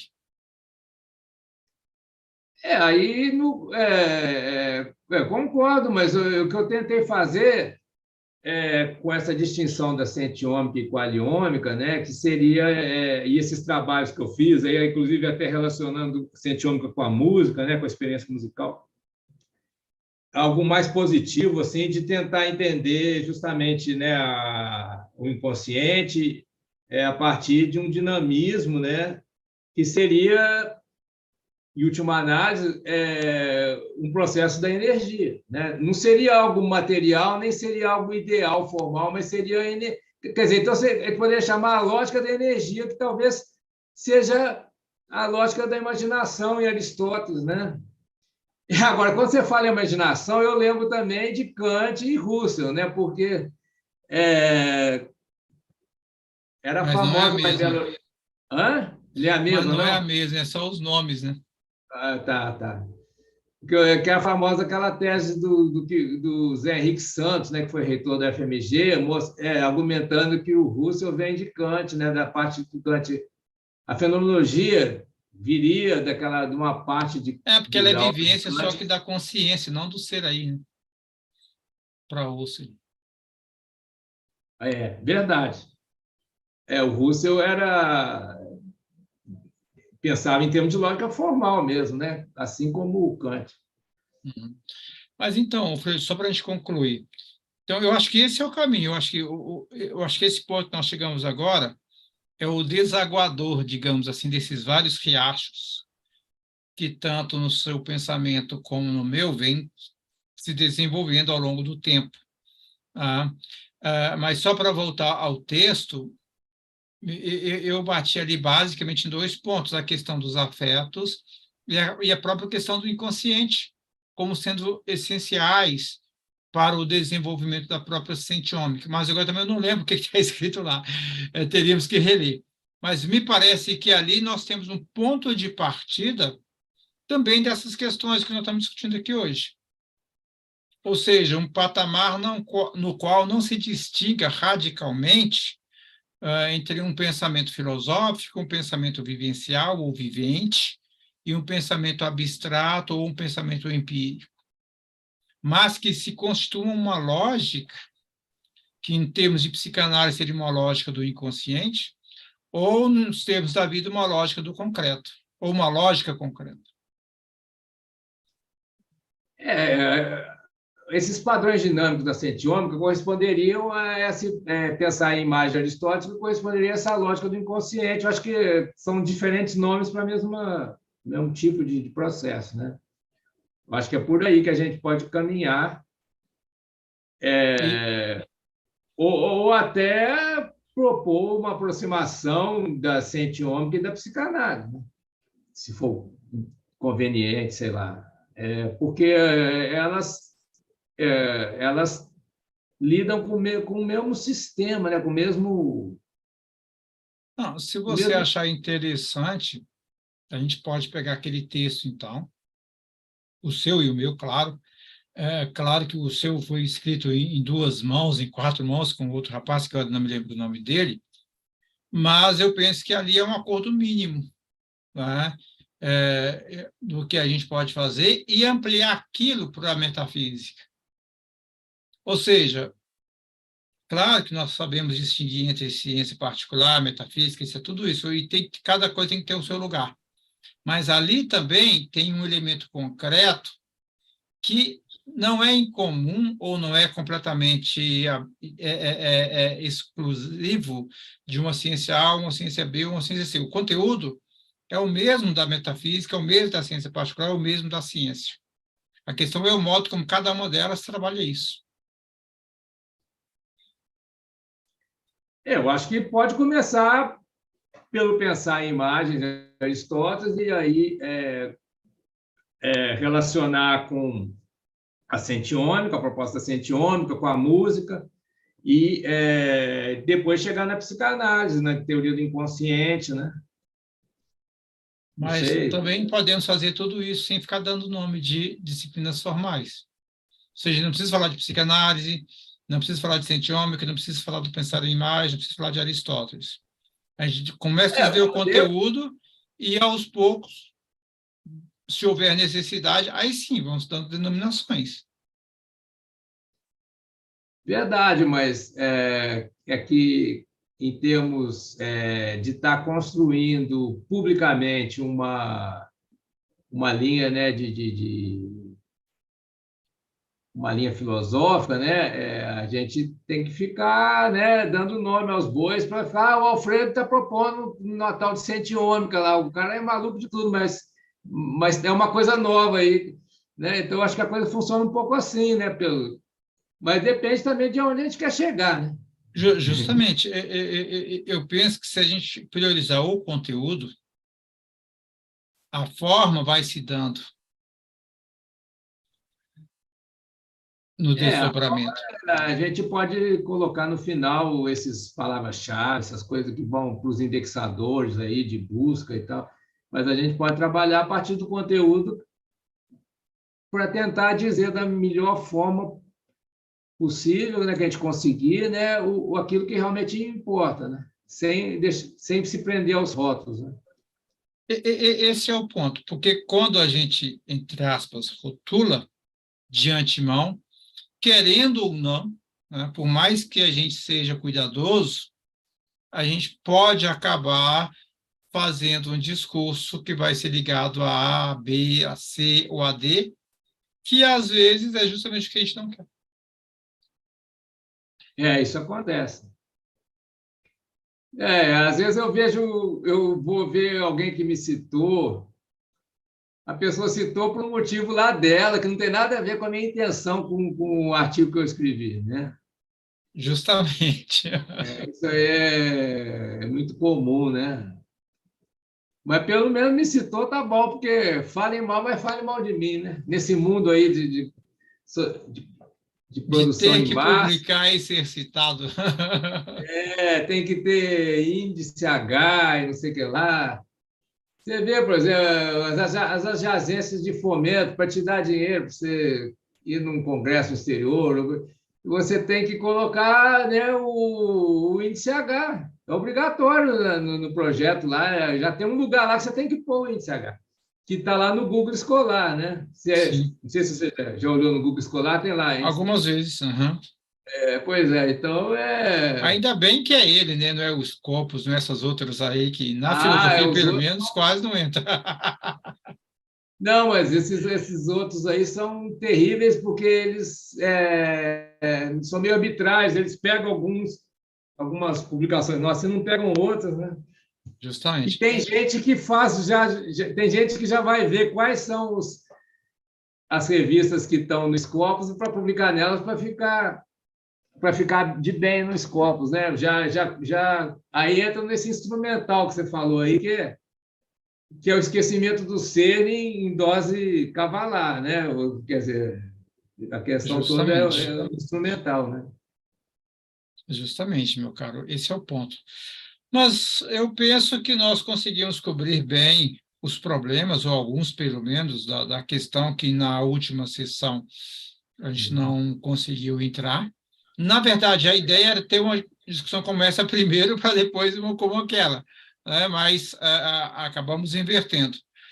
Eu penso, Alfredo, que está de bom tamanho hoje. Não sei se você gostaria de trabalhar ou de tratar de mais alguma questão. Como não temos os Luizes hoje aqui, eu penso que podemos ficar por aqui. Eu tinha até. Depois eu vi que eu tinha escrito uns pontos no papel, mas a gente já cobriu todos. Então, acho que a gente pode encerrar. Acho que foi muito bom, houve esclarecimento Foi bastante. acalorada. Mas nossas discussões são sempre acaloradas, né? Eu acho que eu não consigo ser frio, não, né? Porque Muito mistura de bom. libanês com português e com italiano, deu nisso. É isso aí. Então, ficamos por aqui. Vamos dar aqui um ok para quem está nos assistindo, no caso, posteriormente, né, que essa sessão é privada. E aí, pensando primeiramente no Luiz Magno e no Luiz Meireles, então ficamos por aqui. Agradecemos a todos que estiveram presentes, no caso, o Alfredo e eu, e a todos que posteriormente possam ver o vídeo dessa conferência ou dessa discussão, desse grupo de trabalho, que foi, na verdade, um grupo de trabalho, tá?